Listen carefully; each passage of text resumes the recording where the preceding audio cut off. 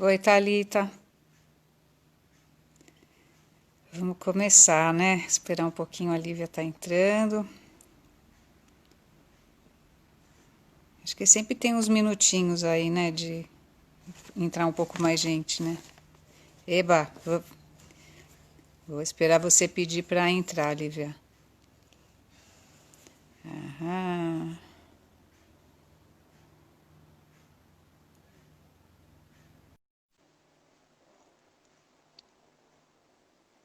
Vamos lá. Acho que você está entrando, né? Eu também, Thalita.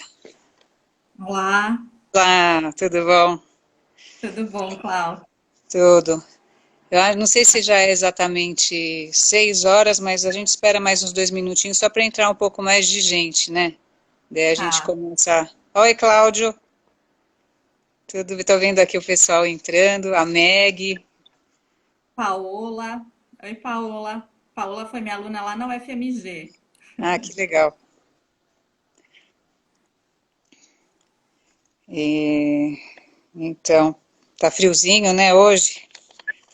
Nossa, tá... É bom o frio que o assunto ele esquenta. isso, é bom, tem muito assunto. Ei, Mônica, tudo bem? Oi, Mônica.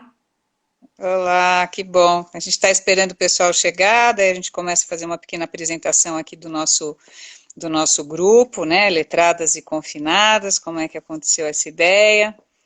E daí hoje vamos falar sobre um assunto que eu acho que interessa a todo mundo, que é memória, né? Uhum, Memória e literatura. isso, vai Tema ser muito bom. forte. Sim. A Mônica também está falando lá que lá também está frio. Lá em Piracicaba está frio, a gente quase não acredita, né? É, mas esfriou demais, né? Aqui tá muito gelado. Mas o papo vai ser quente, hein, Lívia?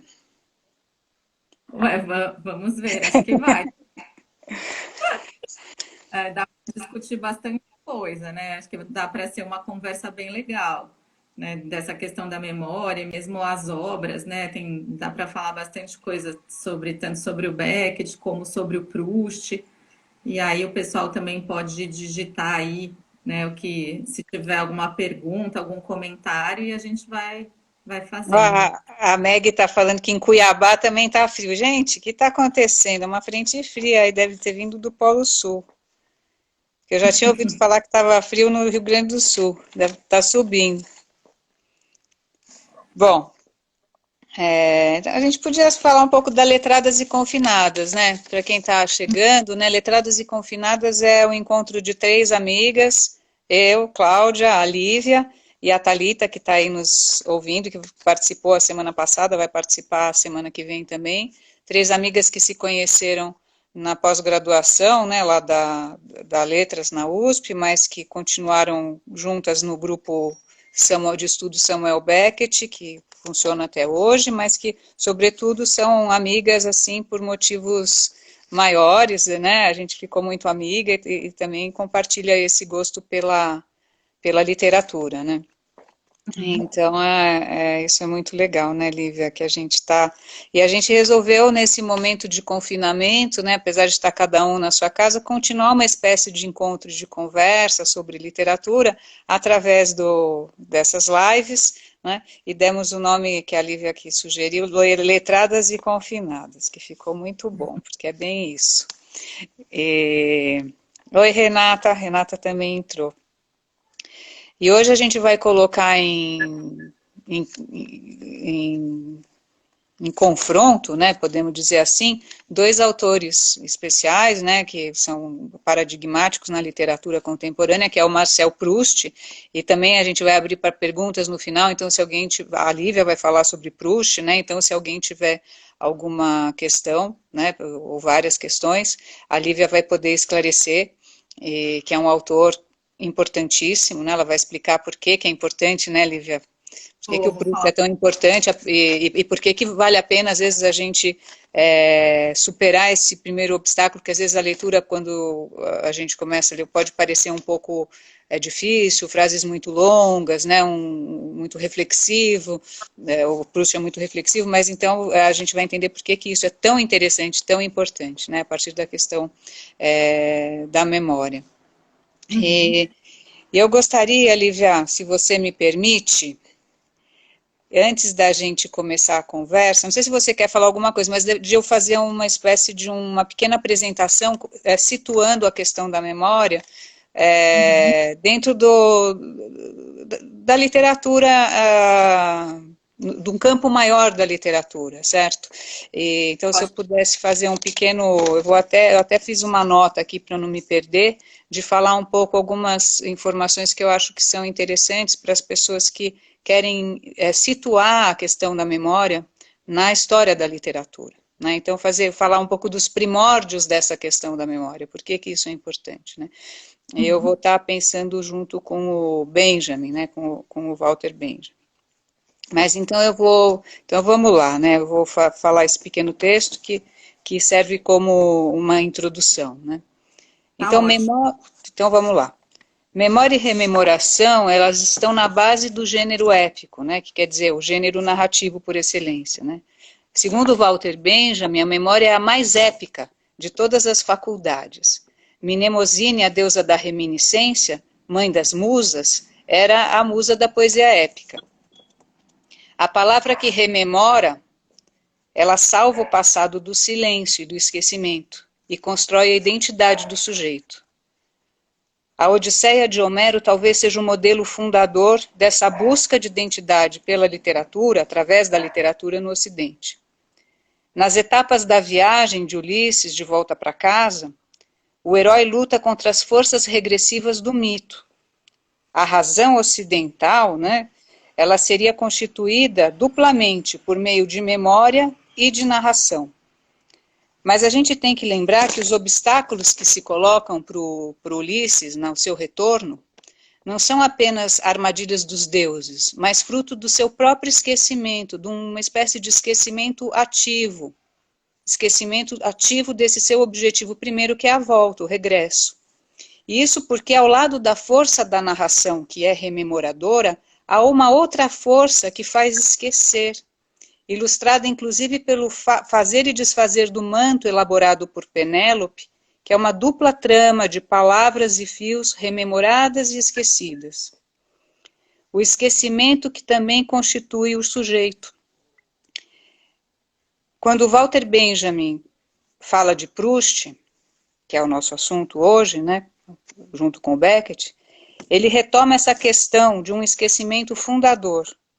Não é porque Proust se lembra que ele conta, mas segundo o Benjamin, porque ele só se lembra no mais profundo do esquecimento, pela memória involuntária. A memória involuntária, este mistério, né, vai ser um assunto que a gente vai falar aqui, eu e a Lívia vamos falar aqui, que a gente gostaria de compartilhar com vocês. Para quem quiser, eu vou dar uma dica aqui de um livro, para quem quiser desenvolver mais um pouco sobre o que eu falei, de juntar uma questão mais filosófica com a questão da literatura, eu acho interessante esse livro no qual eu me baseei para fazer essa pequena introdução, que se chama História e Narração em Walter Benjamin, da Jeanne-Marie, da filósofa, né, Jeanne-Marie Gagné-Beu. É um livro da editora Perspectiva, vou colocar assim. Então é muito interessante, porque aqui a pessoa que se interessar vai não só saber mais sobre o Walter Benjamin, mas também ela vai citar filósofos como o Adorno, o Horkheimer, o Todorov, outros autores, outros escritores como o Baudelaire, o Proust, o Kafka. Então é muito interessante. Então fica aí a dica. E agora a gente pode começar finalmente a trazer o Proust a baila, né, Lívia? Por que que o Proust e sua obra Em Busca do Tempo Perdido é tão importante na literatura ocidental? Eu acho que, assim, eu vou tentar falar várias coisas, né, para tentar justificar até do meu ponto de vista, assim, o porquê que isso seria importante e também pensando sobre o que que a obra representa aí dentro da história da literatura. Então, eu pensei em falar um pouco, né, porque como eu não sei que relação o pessoal que está entrando tem com a obra, se já ouviu falar, se sabe do que se trata, então eu pensei em fazer uma breve apresentação só para Claro, situar claro. o que que é, do que se trata, e aí a gente pode entrar nessa questão da memória, da escrita, que eu acho que são temas que a obra traz bastante, né? Eu queria falar que eu não sou uma especialista na obra do Proust, mas eu sou uma leitora apaixonada por essa obra, que é uma obra que eu acabei construindo, acho que uma relação de afeto, de tanto que eu gostei de ler, né? Na verdade, a Cláudia que me conhece, né? A gente compartilha aí a especialidade do Beckett, mas eu queria falar dessa obra do Proust que se liga, né, com questões do Beckett, porque o próprio Beckett escreveu sobre o Proust e tem alguns pontos de contato que a gente pode fazer, principalmente nessa questão da memória, né, que aí depois eu vou tentar conversar um pouco com a Cláudia sobre, né, o que, que tem ali de diferente no tratamento dessa questão. Mas, enfim, aí a gente pode, né, tratar disso durante a conversa. Eu acho que, primeiro, é importante dizer da monumentalidade da obra proustiana. Hoje eu coloquei todos os meus. É uma obra escrita em 7 volumes, né? Então, não é uma leitura que você. Não é um romance que você lê em uma semana, em um mês. É uma história que você passa bastante tempo com essa história, Uhum. né? Até porque os volumes são enormes. Eu coloquei todos aqui do meu lado, não vou nem mostrar para vocês, porque precisa ter até força no braço, mas são muitos e muitos volumes, né? Os meus são todos assim marcados. Eu tenho volumes todos riscados e marcados, porque uma experiência que eu tive com a leitura do Tempo Perdido é de achar muitas passagens muito bonitas, assim, na forma com a qual ele reflete, não só sobre a passagem do tempo, mas uma capacidade que ele tem de descrever sentimentos e sensações e percepções que esse narrador tem a respeito do que acontece com ele e das pessoas com que ele vai encontrando ao longo do livro. Então, tem uma sofisticação de análise desse narrador, a forma com a E, qual. não, não, Diga. só para vocês falar também, desculpa te cortar, mas falar mais como é esse narrador, como é essa narração, né, do livro. O Em Busca do Tempo Perdido, ele é uma narração em primeira pessoa, né? Para quem não é aí da teoria literária, a gente tem um narrador protagonista, né? Um protagonista que está contando a própria história, né? Então, a gente acompanha ao longo desses 7 volumes a trajetória desse personagem que se chama Marcel e ele deseja ser escritor, ele quer ser um escritor. Então, durante todo o percurso aí dos 7 volumes, a gente, então no primeiro volume a gente vai ter situações da infância dele, depois da adolescência, da juventude, a gente vai acompanhar a vida dele até a velhice, né? Então, e durante todo esse tempo, ele vai ficar o tempo inteiro comentando que ele precisa escrever, que ele vai começar a escrever, que ele está juntando material para escrever, mas isso nunca se realiza de fato. Assim, aí tem uma situação que acontece lá no final da obra que eu posso comentar depois, mas ele está sempre protelando essa coisa de eu vou escrever o que eu preciso para escrever, eu preciso me dedicar mais. E isso é uma questão que vai voltando, né, ao longo dos 7 volumes. Uma coisa interessante do Em Busca do Tempo Perdido é que, como ela é muito grandiosa, a gente, além do narrador, a gente segue a vida de muitos personagens que se relacionam com ele, né? E a gente vai também descobrindo esses personagens aos poucos. Isso é muito interessante, porque às vezes um personagem que é secundário no primeiro volume, você tem alguma coisa que você não entende muito bem que acontece com ele, mas isso só vai se revelar lá para frente, e aí muda a visão que você tinha daquele personagem. Então, você acompanha muitas coisas, você acompanha intrigas dos salões parisienses, você acompanha romances, né? Você acompanha relacionamentos afetivos, não só do narrador, mas também de outros personagens. Você acompanha questões históricas da época, porque, por exemplo, tem cenas longas até onde os personagens discutem questões que estavam latentes ali na época, como, por exemplo, o caso Dreyfus, Uhum. que é uma situação que aconteceu ali no final do século XIX, né, que um general foi preso por espionagem e depois descobriu-se que ele não tinha nada a ver com aquilo, mas havia um componente de preconceito na forma com a qual ele foi preso porque ele era judeu. Então, tem um volume que os personagens discutem isso longamente, né? Então, ele colocou questões históricas da época, tem coisas contemporâneas, por exemplo, hoje eu estava vendo as partes que eu tinha marcado do livro, então tem uma reflexão, tem lá no segundo ou no terceiro volume uma reflexão sobre o telefone, que era uma novidade. Então, Uhum. assim, o narrador comentando que incrível que é pegar esse objeto e ouvir a voz do meu parente e sabe, questões em torno disso, né? Então, ele traz, claro que o centro, né, como a Cláudia colocou no começo, tem muito essa a memória, né, que a memória é uma temática forte, mas é um romance que dá para discutir um romance, eu digo, né, os 7 volumes é um romance monumental, uma obra monumental, mas que dá para discutir muita coisa, né?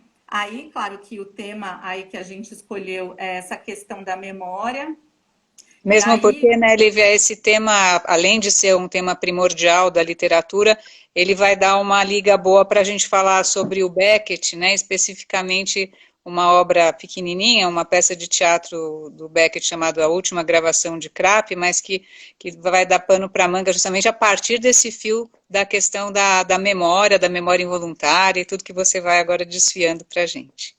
uhum. Então, e uma coisa que eu esqueci de falar, é toda essa gama de assuntos que eu coloquei aí que estão no romance, também tem muitas reflexões sobre a arte. E isso é importante, porque entra uma reflexão, né, nesses diálogos do narrador, nessas reflexões do narrador, entram muitas coisas sobre pintura, sobre música, sobre literatura.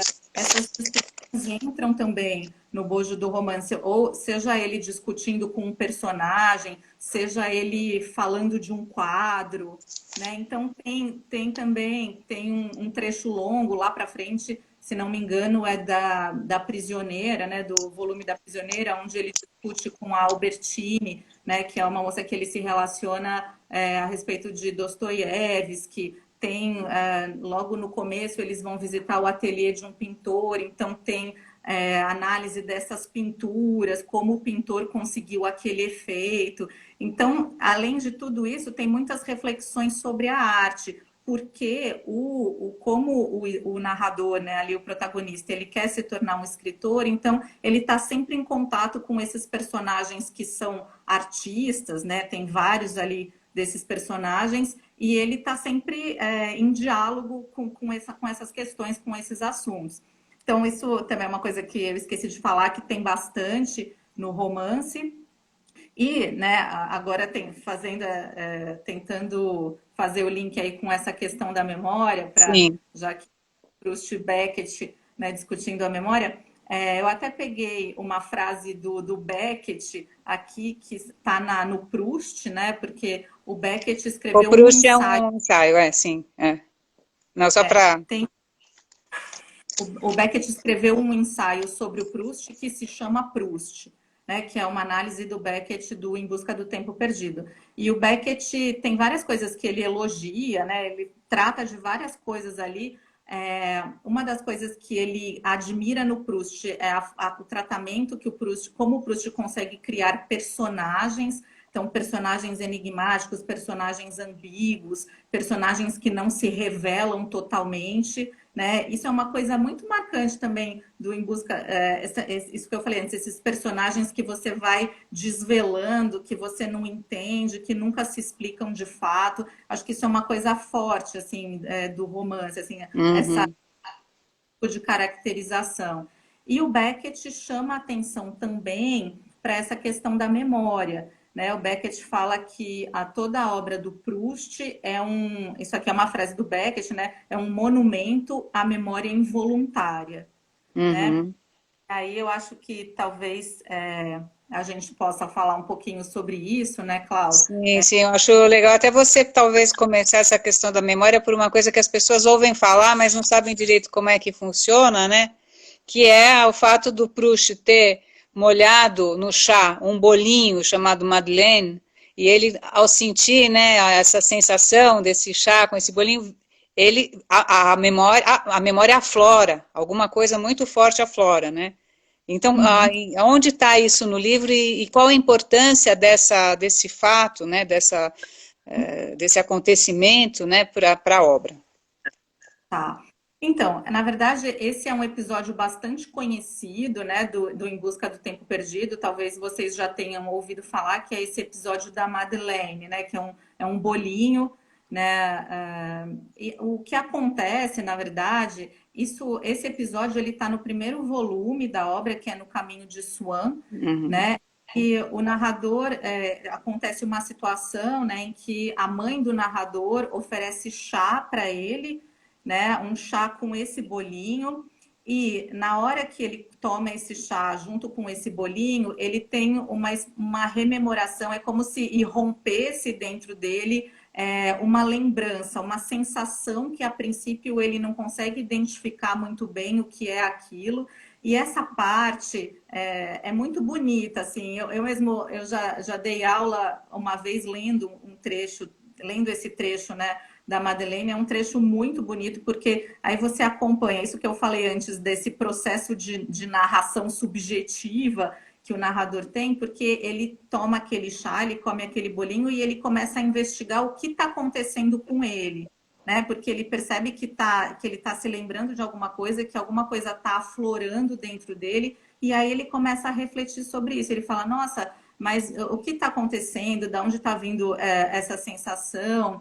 E aí ele começa a rememorar, ele fala, eu lembrei que quando eu era criança, eu ia na casa da minha tia Leonie, né, que é uma tia que ele visita muito no primeiro volume, e aí ele fala, e eu me lembrei que essa minha tia me servia esse chá com esse bolinho, e ele fala, e de repente, da minha xícara de chá que eu estou tomando nesse momento, surge toda a minha infância e toda Combré, que é o lugar que ele morava, Uhum. quando aquela sensação faz com que todo um mundo da infância dele e do lugar onde ele morava surja ali naquele momento.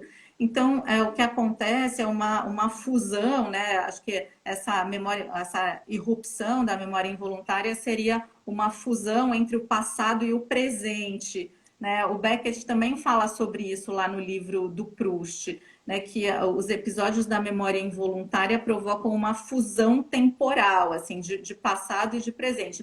Aquilo Uhum. irrompe o narrador e é associado a uma lembrança do passado através de um gatilho sensorial, né? Que no caso foi o chá com o bolinho, mas eu acho que esse tipo de experiência todo mundo já teve em algum momento, né? Não é difícil da gente buscar, acho que assim, na nossa própria vida, esses momentos em que às vezes a gente entra num lugar, sente um cheiro, ou ouve uma música, ou até come mesmo alguma coisa que te remete a um outro tempo, a uma E outra situação. essa memória involuntária, ela é involuntária justamente porque ela vem sem você recorrer a ela, né? Isso no ensaio sobre Proust, né, Lívia, é interessante que o Beckett fala, né? A memória voluntária é como se fosse um varal no qual nós temos pendurado lá todas as nossas lembranças. Então a gente pode acessar, voluntariamente eu lembro né, da minha avó na festa junina, né, eu quero lembrar de como era o primeiro, sei lá, como era a época em que aconteceu tal coisa, aí eu lembro. Mas existem certas memórias que são as involuntárias que vêm do nada, né? Elas vêm trazendo. Então, elas são memórias que elas vêm, elas não são automatizadas pelo hábito da rememoração. Elas aparecem, e daí tem um aspecto que pelo menos é isso que o Beckett fala no ensaio do Proust, sobre Proust, que a memória involuntária teria um aspecto salvífico, ela seria uma memória de salvação, diferente da outra, que é uma memória mais domesticada, mais habituada, né? E essa força é tão grande, desculpa, mas que ela dá ensejo à criação de uma obra tão gigantesca, né? Tão monumental como você está falando. Eu acho que esses momentos são os momentos em que a pessoa vai para fora do tempo. Não sei se dá para entender isso. Assim, é como se você sai do seu tempo, né? Você vai para um outro lugar. Eu acho que e é interessante dizer que assim todo mundo conhece esse momento da Madeleine, né? Porque ficou né, é o que muito se comenta quando se fala do Em Busca do Tempo Perdido, mas na verdade esse não é o único episódio, é um procedimento, assim, um expediente, né, que ele usa em vários momentos da obra. E não acontece só com o narrador, assim, tem um momento que acontece com o Swan, que é um personagem importante, principalmente um personagem importante principalmente nos primeiros volumes. Tem um episódio que é o Swan ouvindo uma música e ele tem também essa mesma sensação. O próprio narrador, mais para frente, né, vive outros momentos em que ele também tem o mesmo episódio acontece com coisas diferentes.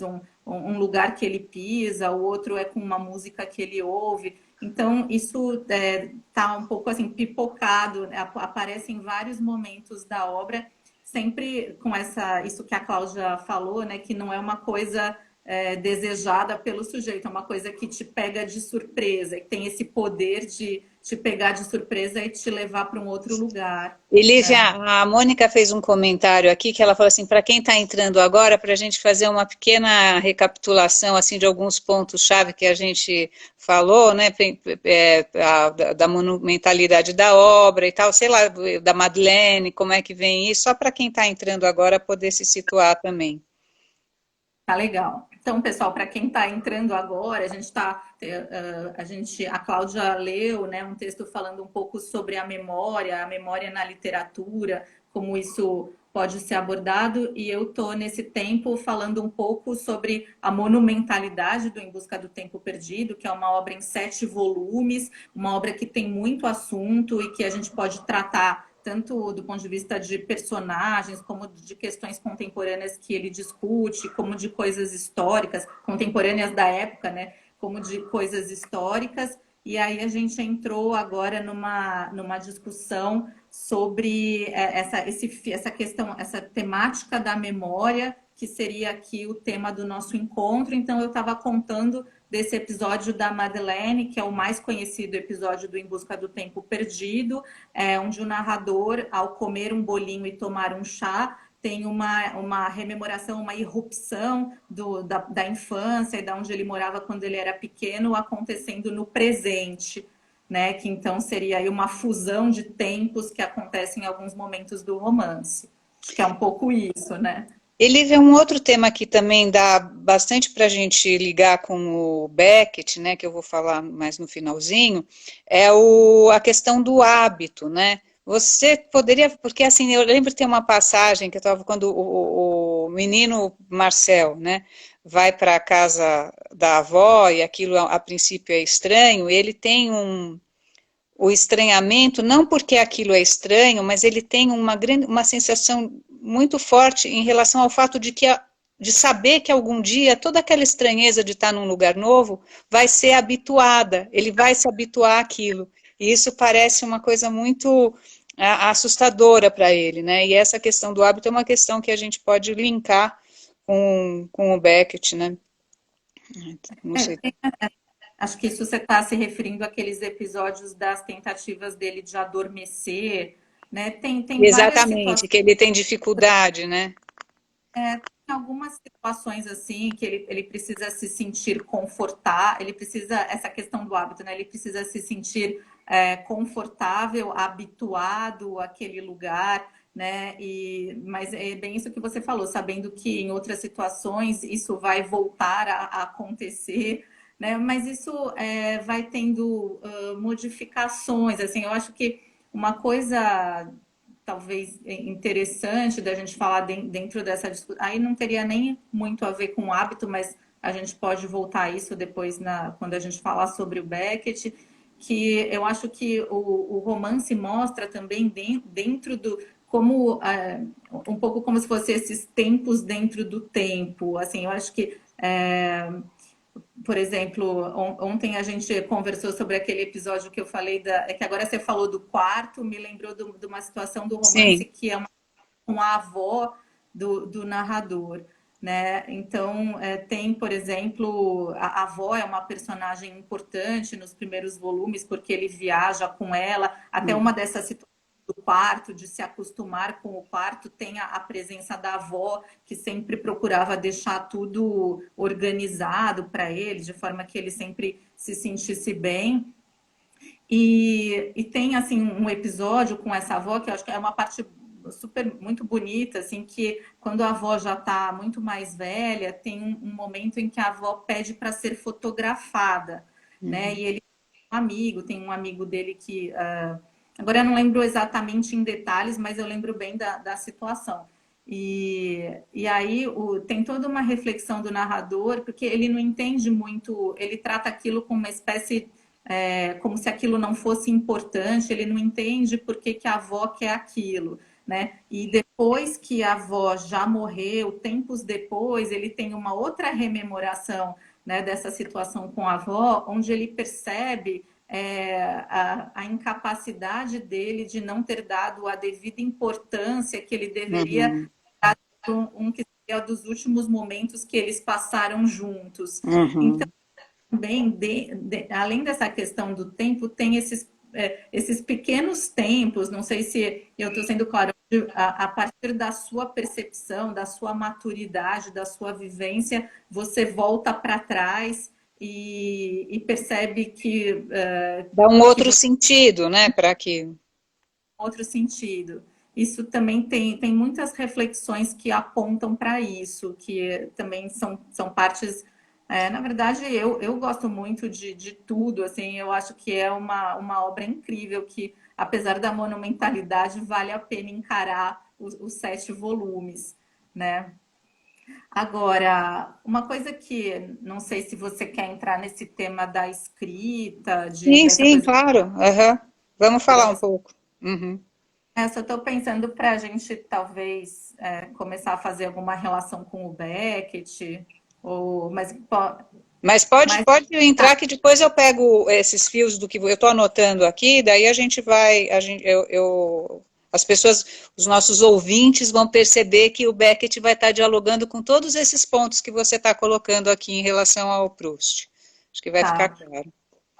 Então, porque tem uma coisa que eu acho importante também colocar, que não sei assim, quando eu tento descrever, né, o que é o Em Busca do Tempo Perdido, parece que é uma tentativa de apreensão da vida e do tempo através dessa reconstrução da memória.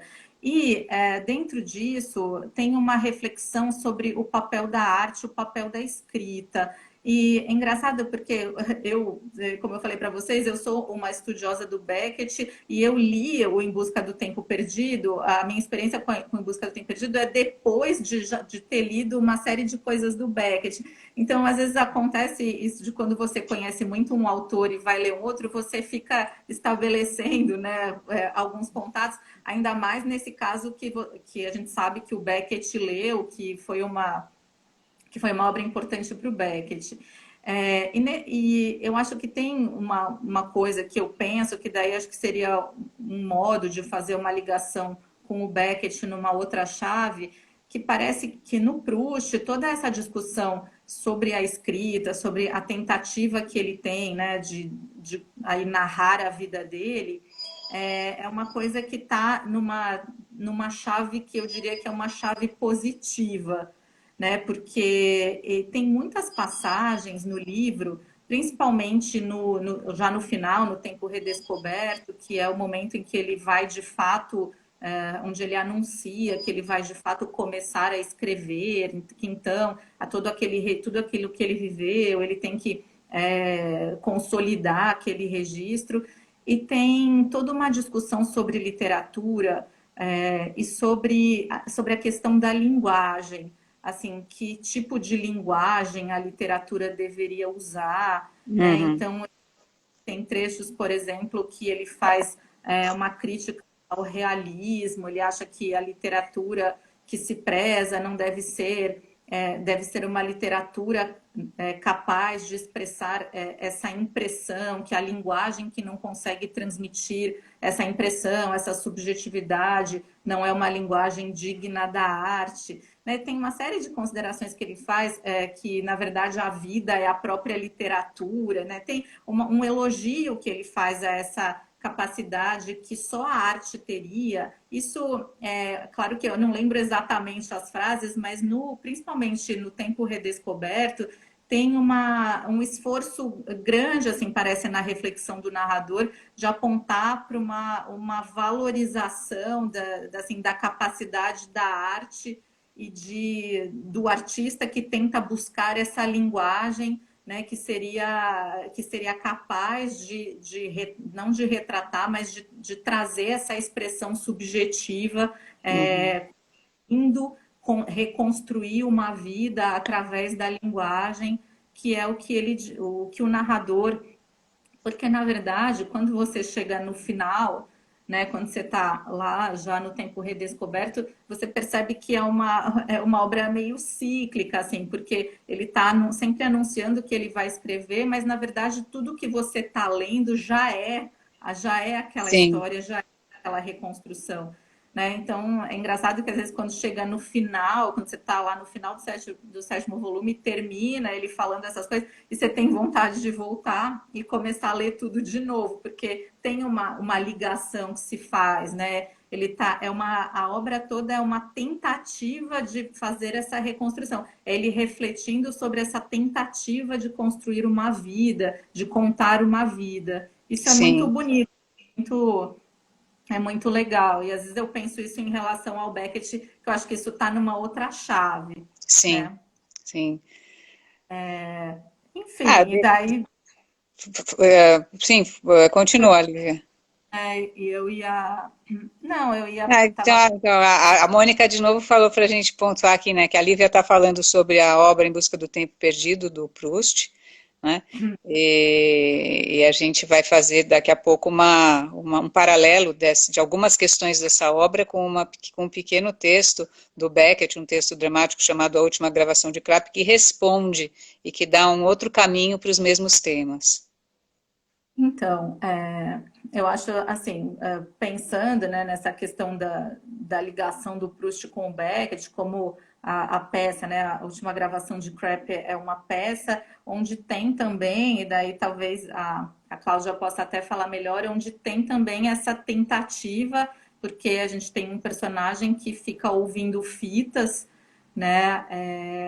Ele faz gravações em momentos da vida dele, da juventude, da maturidade, e quando a peça começa, a gente está num momento que ele tá, né, ele tem o hábito, né? A Cláudia tocou nessa questão do hábito, ele tem o hábito de ouvir essas fitas, né? Então, também é uma obra, agora já falando do Beckett, é uma obra que também lida com essa questão de como lidar com a memória, como trazer essas lembranças e que tipo de como a gente reconstrói isso e pensa ou não na unidade de uma vida, né? Pois Que aí é. no caso do Só Beckett É, já é mais contando um complicado. pouco contando um pouco a historinha dessa peça, né? A última gravação de Krapp é um monólogo, não é? E é um monólogo feito por um ator mais velho, né? Então o personagem é um personagem que supostamente tem 69 anos, né? Então o personagem que já tem uma vida, né? é um personagem escritor, mas a gente vai percebendo que é um escritor fracassado. E um escritor que tinha um hábito, que tem um hábito de muitos anos, que é em toda dia do aniversário dele, toda noite de aniversário dele, obviamente sozinho, né? Ele faz uma rememoração, ele grava num gravador os momentos principais do ano que passou. Né? Então, todo ano ele grava os momentos principais do ano que passou, mas antes de gravar os momentos principais do ano que passou, ele escolhe aleatoriamente uma outra fita que ele gravou em algum ano anterior para ouvir, e depois ouve a outra fita, comenta a outra fita nessa gravação, e em seguida faz aí o seu comentário dos momentos inesquecíveis, né? Porque afinal são momentos que ele acha que são inesquecíveis, que ele tem que gravar. E nesse momento ele já é um homem velho, então ele tem uma caixa com muitas fitas, né? E quando a peça começa, a Madeleine do Crap, Lívia, não sei se você acha isso, isso eu saquei uma vez e falei, só pode ser isso aí, a minha tese, porque o Crap é viciado em comer banana, né?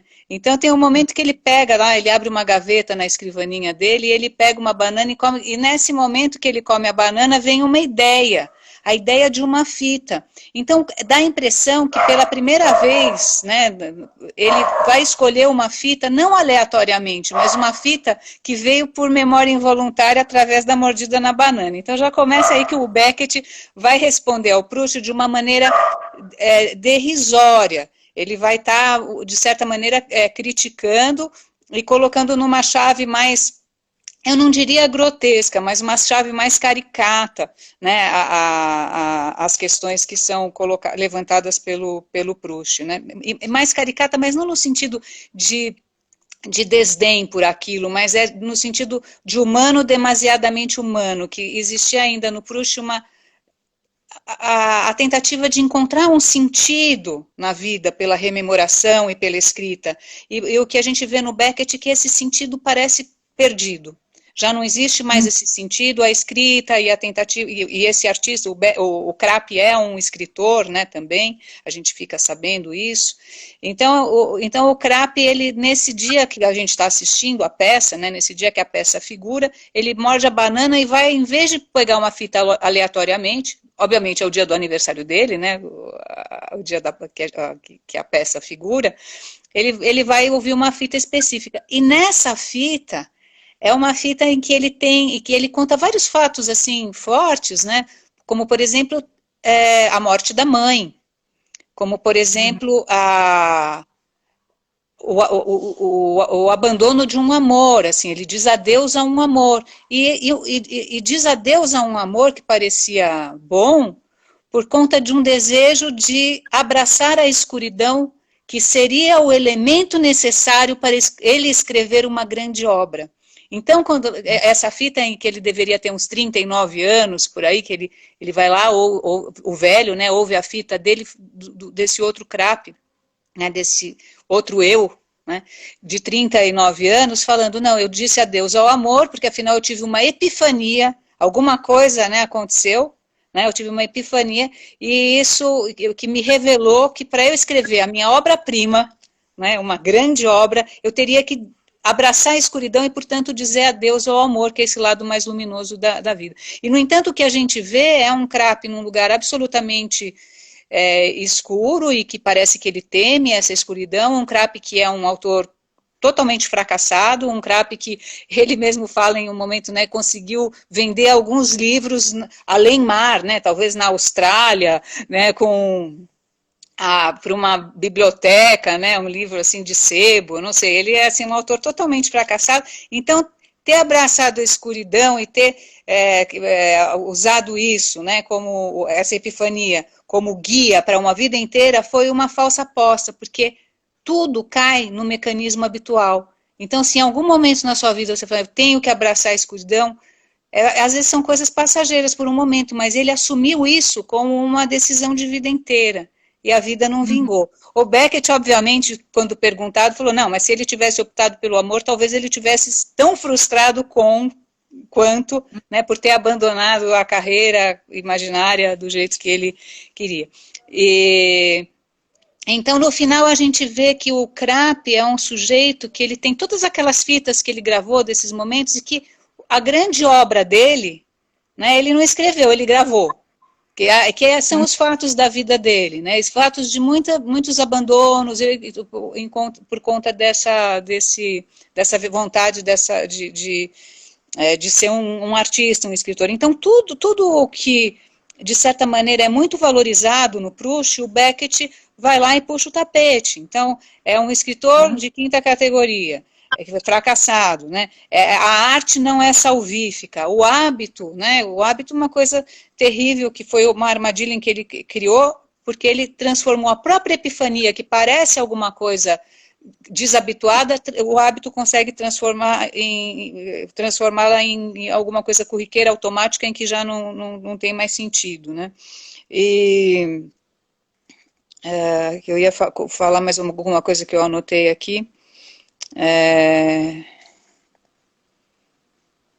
Não, então, e o interessante também dessa peça é que o Beckett consegue colocar em cena 3 Krapps com idades diferentes. E isso também, apesar de ser uma peça curta, não é uma peça longa, né? É um pequeno texto, não tem nenhuma monumentalidade, mas ele consegue colocar em cena 3 Krapps. Por quê?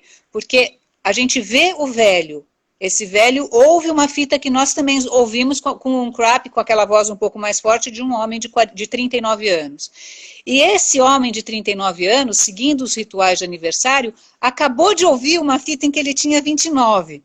Então ele conta o que aquele de 29 pensava, desejava, tinha decidido. Então era a morte do pai, tem um outro abandonou o amor naquele momento, de uma outra mulher. Então você tem, assim, como se fossem sobrepostos no palco, 3 figuras em temporalidades diferentes e que o que causa na gente uma sensação forte, né? Porque você vê, nossa, então ele tinha uma voz forte, ele sabia o que ele queria, ele disse adeus ao amor, ele ia conquistar o mundo, e daí você vê aquele velho todo craquelento, todo desajeitado, né? Quase um clown, né? Então, é muito interessante esse mecanismo que o Beckett consegue colocar, é muito potente do ponto de vista artístico e dramático, né? Então, ele faz essa... E o Beckett, ele é terrível, né? Quando ele, no ensaio sobre Proust, ele fala, o hábito é a corrente que prende o cão a seu vômito, né? Ele não ele fala frases fortes. E essa peça, a última gravação de Krapp, é bem isso. É interessante que, assim falando, parece que é uma peça, como eu falei, ela não é grotesca, ela tem um tom sentimental muito grande. Quando Beckett decide escrever essa peça, ele queria escrever um monólogo para um ator chamado Patrick Magee, que era um ator que tinha uma voz sui generis, e que é uma voz meio de taquara rachada, por sinal o Beckett também tinha voz de taquara rachada, mas o Beckett gostou da voz do Patrick Magee e quis escrever um monólogo para ele.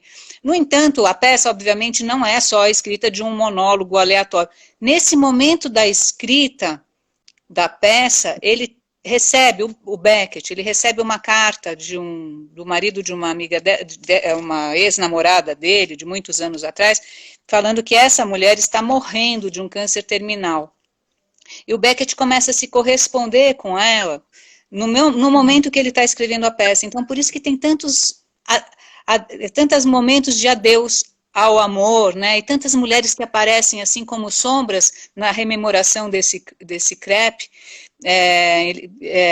E por isso que o tom da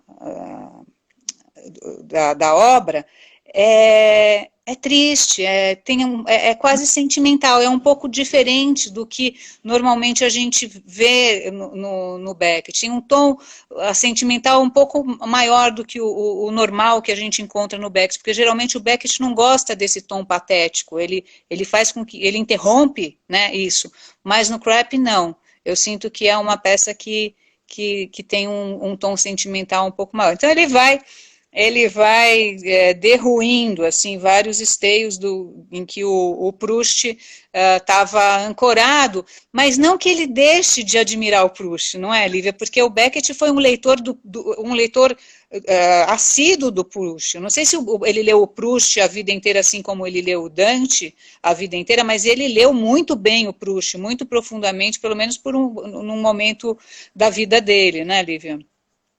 Não, e tem até agora, mais recentemente, que a gente tem esses volumes de cartas do Beckett, né? Às vezes é interessante porque eu chequei uma vez cartas que ele teria, correspondências dele no momento que ele estava escrevendo o ensaio, né? E ele fala disso, né? Da admiração dele por alguns trechos do Em Busca do Perdido, e escrito, né, dele ter escrito esse ensaio, acho que denota essa ação, mas é curioso porque, no caso, a forma com a qual ele trata essa tentativa de reconstrução de uma vida é numa chave, pelo menos as montagens que eu vi do Crap, a gente sai com um sentimento ruim, não sei se você sente isso também, aquela sensação de desilusão, coisa que não deu certo, de uma coisa que não conseguiu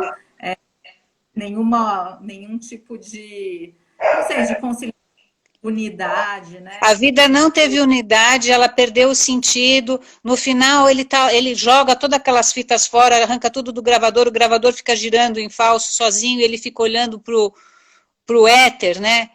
Aquilo tudo que ele escolheu, eu acho que ele tem um insight naquele momento que naquele momento ele acabou com a vida dele, né? Pelo menos talvez seja o que ele esteja pensando. A gente fica projetando essa coisa do teatro é muito interessante porque ou no cinema também, né? O ator fica com o olho parado olhando assim para o horizonte, a gente vai projetando mil coisas, né, que aconteceram antes, né, a gente faz a nossa rememoração, é o espaço de nós fazermos a nossa rememoração daquilo que aconteceu na obra, né, então Uhum. é um dispositivo que, não, que talvez de uma outra maneira possa ter na literatura, mas no cinema e no teatro é muito interessante, esses olhares perdidos, esse silêncio, às vezes acompanhado de alguma música, às vezes não, mas que te obriga e te dá espaço de fazer a rememoração do sentido ou não sentido daquilo. Enfim, mas eu estava falando disso, eu perdi o fio, mas continua, Lívia, que você ia... Estava tentando ver essas chaves do tratamento da tentativa de reconstrução, mas aí no caso do Crap também, isso que você tinha falado antes, que ele consegue colocar em cena os vários eus, né?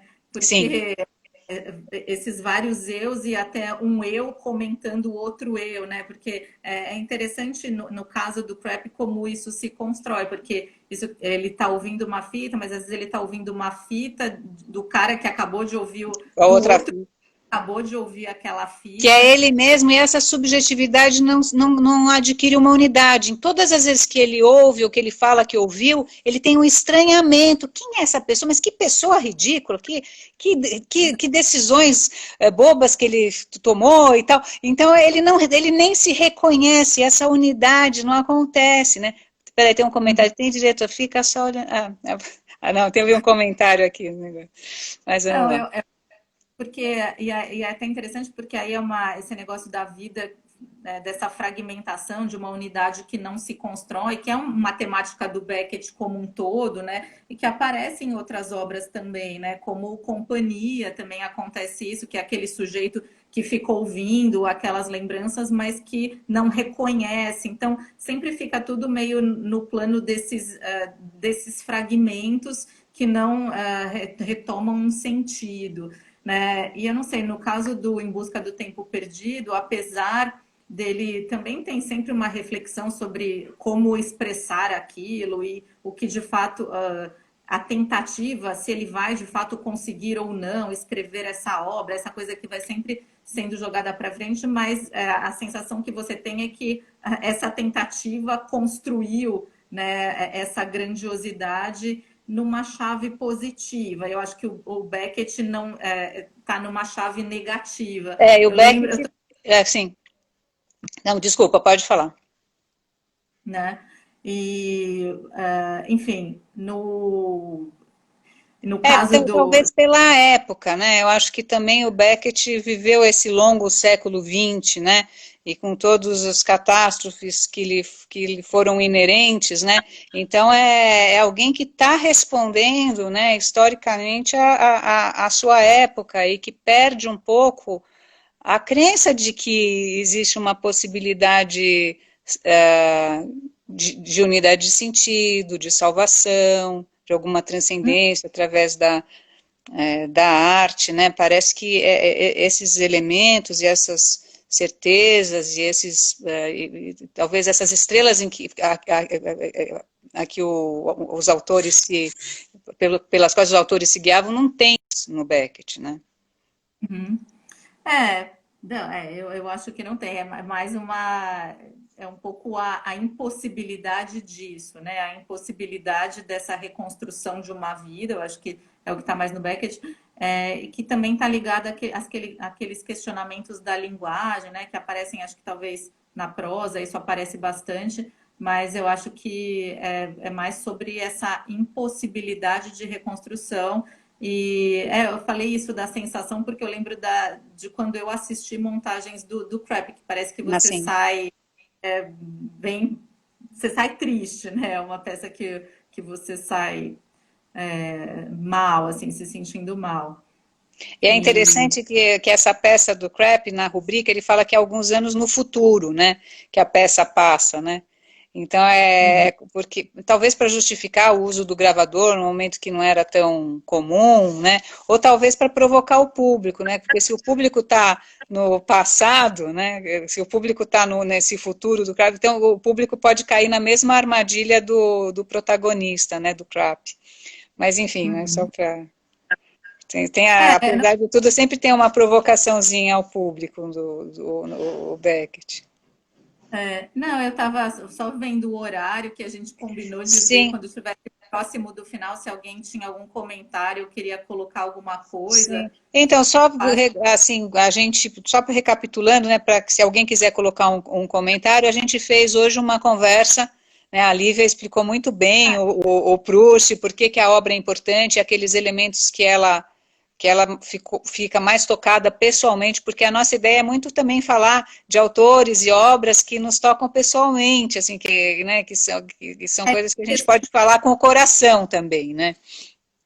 de impressões também, porque eu digo, no caso do Proust, eu não sou uma especialista, né? Eu sou mais uma leitora. Então, é mais a gente ter essa conversa, né, a respeito dessas impressões relacionando com as coisas que a gente sabe, que a gente já leu, né? Então, eu acho que é um pouco isso, assim, né? Aqui o nosso objetivo. Desculpa, eu te cortei. Não, então, não, e daí a gente fez esse contraponto do Proust com o Beckett, né, que o Beckett é sempre interessante, ele vai dar realmente ele atualiza, né, alguns temas, né, ele coloca os temas de fato no século XX, né, Uhum. eu gostaria também de falar com você, Lívia, se você queria dar uma palhinha de como vai ser o encontro da próxima semana. Tá, então, na semana que vem, né, eu estarei aqui conversando com a Thalita e a gente vai falar sobre o Coetzee, que é um escritor sul-africano. A gente vai falar sobre duas obras, então a nossa ideia é, então, vai ter uma discussão mais do contemporâneo, né, de um autor aí contemporâneo, e a gente vai colocar em relação os romances Elizabeth Costello e Homem Lento. Então, um pouco em cima disso do escritor, acho que o título que a gente escolheu até agora é O Escritor e Seu Duplo. A gente vai ver se vai manter isso, mas seria em torno disso, né? Porque é um escritor, é um autor que usa uma estratégia aí de um alter ego, um duplo, que seria essa personagem Elizabeth Costello. Aí a Thalita sabe também falar bastante sobre isso e a gente vai discutir um pouco essa questão do escritor, do alter ego, do duplo, como isso se dá nesses dois romances do Coetzee, que são Elizabeth Costello e Homem Lento. O Não sei Coates, se a só Thalita... lembrando, né, Lívia, que nós falamos a semana passada sobre o Diário de um Ano Ruim, né, então continuar a explorar um pouco esse autor tão importante, né, um autor vivo, né, um autor prêmio Nobel, né, um autor que pratica modos de escrita muito diferentes a cada obra, né, então acho que vai ser um papo muito legal para a semana que vem. E se alguém não tem, e se não tiver mais perguntas, a gente... Diga. Eu interrompi, até tem aí uns 5 minutinhos, talvez eu tenha interrompido cedo demais. É que eu fiquei vendo aqui, achei que alguém queria perguntar alguma coisa. Mas aí não sei se você quer fechar alguma coisa, Cláudio. Não, se não tiver nenhuma pergunta, eu acho que a gente já anuncia o Coates para a semana que vem, né? Eu acho que vai ser um papo muito legal. Nesse dia eu vou estar na retaguarda, eu acho que eu vou ficar fazendo perguntinhas para vocês, assim, pelo chat. E a gente vai em frente aí, e mais para frente vamos falar de Virginia Woolf, de Kafka, de Graciliano Ramos, vai entrar muita gente legal nessas conversas, que a gente vai chamar amigos e outras pessoas para virem conversar conosco. Isso, e Mas acho que o pessoal que quiser comentar ou dar qualquer feedback para a gente também é bem-vindo, né? é isso Mas aí. Então, estamos aí com 15 segundos do encerramento. Eu queria agradecer a presença de todo mundo que nos acompanhou. Obrigada